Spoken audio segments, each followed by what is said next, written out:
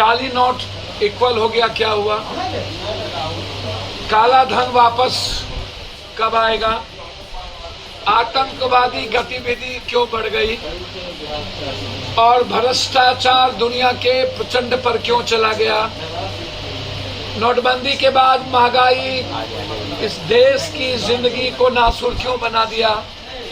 नोटबंदी के बाद इस देश की बेरोजगारी दुनिया में सबसे ज्यादा क्यों बढ़ गई? नोटबंदी के बाद गरीबी इस देश की दुनिया में सबसे ज्यादा क्यों बढ़ गई? नोटबंदी के बाद इस देश में आप अपने कितने मित्रों को दुनिया का सबसे ज्यादा बेनिफिट दिया?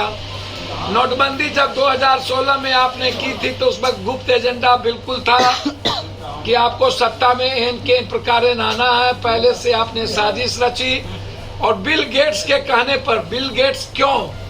बिल गेट्स इस बार भी ये बिल गेट्स के कहने पर 2000 लाया।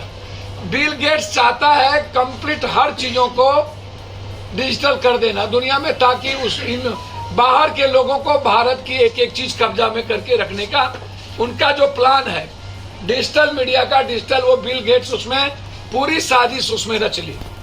तब भी और अभी भी दो गुप्त एजेंडा था। एक गुप्त एजेंडा था कि भारत को डिजिटल करके वर्ल्ड के हाथों में दे दिया जाए और भारत की भूमिका खत्म कर दी जाए। दूसरा एजेंडा था कि एन के प्रकार नरेंद्र मोदी जी के पास सारा पैसा, उनके मित्र के पास सारा पैसा चला जाए और चुनाव में उनकी एजेंडा हो, दूसरी की कोई एजेंडा नहीं हो। अब मैं ये जानना चाहूंगा कि 54,000 करोड़ रुपया जो गायब है वो कहाँ गायब है? आप बोलते क्यों नहीं? 54,000 करोड़ रुपया। दूसरी चीज 32 लाख हजार करोड़ रुपया, 16 लाख तब था नोटबंदी के पहले, अभी 32 लाख के लगभग वो बढ़ा। फिर ऐसी क्या जरूरत पड़ गई इनको 2,000 रुपया? जब आप 2,000 रुपया लाए, आप उस वक्त बार बार कहते थे, मैं गोदी मीडिया जो था वो बार बार चिल्लाता था, master stock, master stock, master. और अभी भी वो गोदी मीडिया मास्टर स्टॉक दोबारा चिल्लाने लगा। ना कुछ आता है गोदी मीडिया को, ना कुछ जानता है। और जिस तरीके से ये गोदी मीडिया के लोग हर झूठ फरेब उल्टा पुल्टा में मोदी जी का सपोर्ट करते हैं, इसीलिए देखिए मैं मोदी जी को एक सलाह देना चाहूंगा कि भैया 2000 नोट के चिप का क्या हुआ, उसे सैटेलाइट का क्या हुआ जिसमें सिग्नल जाता था? क्या वो चिप फिर से 2000 इसीलिए ले लिया गया कि चिप को फिर से रिहेबिलिटेशन किया जाए? चिप में चीजें खत्म हो गई। पहले तो आप ये बता दीजिए। हम ये जानना चाहेंगे 2000 नोट के चिप लगी थी, उसका करना भी क्या है ये भी आप बता दीजिए।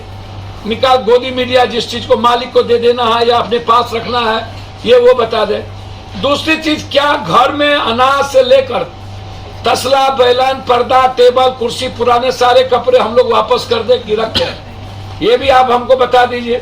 इसको भी गोदी मीडिया बोलेंगे कि मास्टर स्टॉक है। अब हम 2-3 बात आपसे जानना चाहेंगे और बहुत विनम्रता के साथ कि क्या मोदी जी तानाशाही से देश चलेगा कि समझदारी और ईमानदारी से? किससे देश चलेगा? क्या मोदी जी आपको अब किसी चीजों पर भरोसा नहीं रही?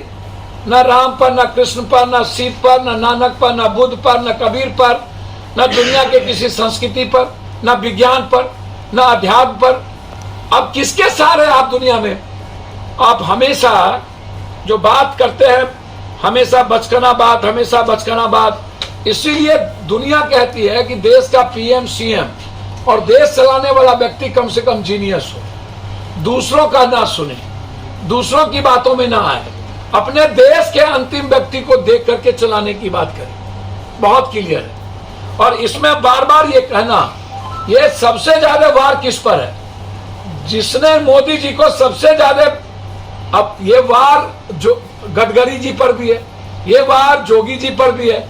मोदी जी के लिए जो जो थ्रेट है, अब इंटरनल हो या एक्सटर्नल, अब सितंबर तक इन्होंने दिया है कि इसको जमा करिए और सितंबर के बाद अक्टूबर में चुनाव है, आचार संहिता लग जाएगा 3 स्टेट का।